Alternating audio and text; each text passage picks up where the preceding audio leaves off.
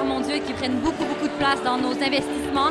Il y en a tellement maintenant de choses où tu peux paraître que le choix n'est pas toujours facile. Parce qu'il y a quand même un duopoly qu'on voit aller, Google, Facebook. Les Facebook, Apple, Google de ce monde ont quand même leur place ou leur rôle à jouer. Il y a une érosion des dollars qui s'en va vers les grands géants du web. Donc, on est comme dans cette dualité-là à l'heure actuelle. On suit ça de très près. On parle aux Québécois, pour parler aux Québécois puis être pertinent pour les Québécois, rien de mieux que les médias locaux qui sont pertinents et crédibles pour eux. Si on veut s'adresser à une cible québécoise, c'est super important d'utiliser le Star System québécois.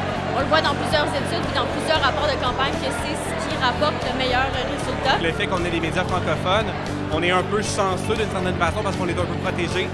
Des producteurs de contenu francophones, il n'y en a pas encore des tonnes. La résonance culturelle, c'est très important que nos clients puissent parler avec les clients dans des contextes culturels qui sont les leurs. Il y a comme une autosuffisance au niveau des agences qui se placent, mais il y a un certain manque, je pense, d'un point de vue contribution locale. Pour nous, les médias locaux, c'est essentiel parce que c'est de la crédibilité. On a besoin de médias crédibles dans lesquels on peut faire confiance. Donc, je pense que les gens cherchent beaucoup ça en ce moment. Mais moi, je trouve que les marques au Québec, de nos médias à nous, ils sont forts. Les gens les connaissent bien, ils leur font confiance. On se rend compte que c'est important des médias qui sont premium, qui sont de qualité et nos annonceurs ils performent mieux dans ces environnements-là. Ça permet aussi une belle crédibilité à nos annonceurs d'investir au Québec.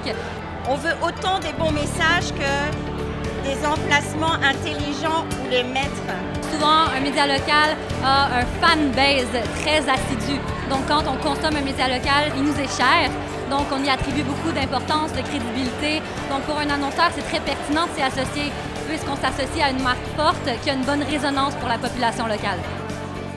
Avec les médias locaux, il y a cette relation de proximité qui nous permet justement d'aller plus loin, d'aller pousser la créativité. On a des médias qui nous poussent toujours à créer des contenus riches, des contenus qui intéressent les gens.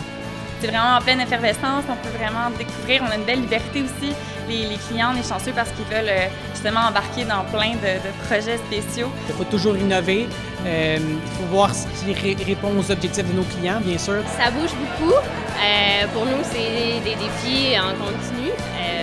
Mais oui, je pense que l'industrie est en changement, mais on le voit comme des défis, ça se passe bien. Le grand défi maintenant, c'est pas de tomber dans le panneau des médias d'ailleurs du Québec, puis de continuer à concentrer nos énergies sur nos médias, puis de garder nos richesses ici au Québec. Je crois que c'est un terrain fertile, le média pour l'innovation, puis en fait, moi j'encourage beaucoup le Québec là-dedans, parce qu'on a déjà démarré, il y a des belles choses qui s'en viennent, puis de plus en plus il va y avoir des belles aussi opportunités.